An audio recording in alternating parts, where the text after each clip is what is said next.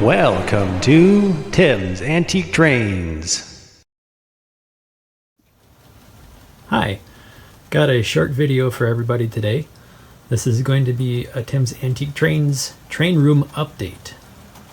There are a few things that I have updated in the train room, and it has been a very long time since I've been able to post a video, except for the last one. I just wanted to show you a little bit of what's been changing in the train room. And I guess first I'll start with this right here. This is part of the biggest reason why this train room has been redone and rearranged is I got a new furnace the other day. Actually, it's been almost a month now. And now I will be warm in the winter and not have to worry about a messy old oil furnace or being without heat. The HO train layout hasn't had much change to it, except I started adding some backdrop on the east end. That'll kind of hide the corner a little bit. I'm cleaning up over by the workbench, and I got a toolbox, so that will help reduce the disaster and mess over there. There's shelving underneath the HO layout to keep extra trains stored. And the other big change in the train room, now we will see, is the American Flyer layout. It's a completely different shape. And I changed the American Flyer layout because the U shape was very impractical.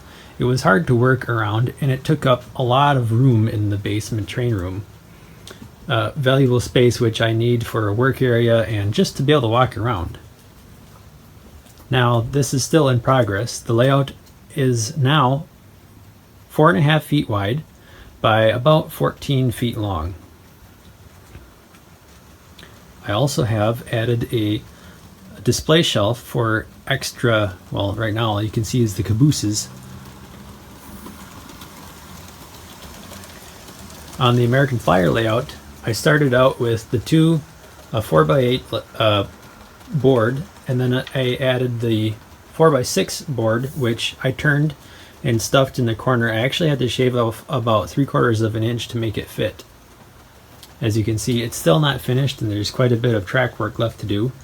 And there is shelving underneath for storing things, accessories, spare parts.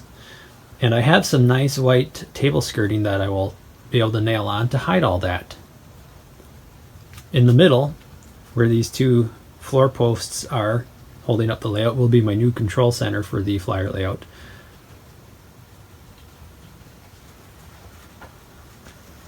Alright, that is about wraps it up for this layout tour and basement train room tour.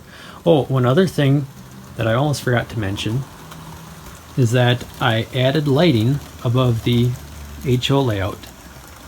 Well, actually, that would be above both layouts. There's some nice floodlighting over in that end because that end was very dark. And as well, up against the wall, I added some nice can lights in the ceiling, some nice LED ones that really brighten up the back corners real nice, and you can see very well. Same thing over the American Flyer layout. And all the lights run off one light switch, which is great, so I can turn off the whole room at once or turn it on. And each fixture, there's two lights above the Flyer layout. I added a second one, and those can also be turned off individually, so if I don't want to light up the Flyer layout, I can leave that dark while I'm working on the HO layout.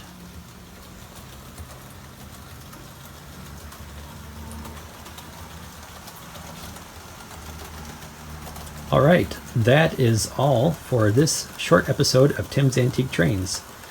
Stay tuned, there's lots more videos coming up real soon, and I hope you enjoyed. Please remember to subscribe because it helps my channel out.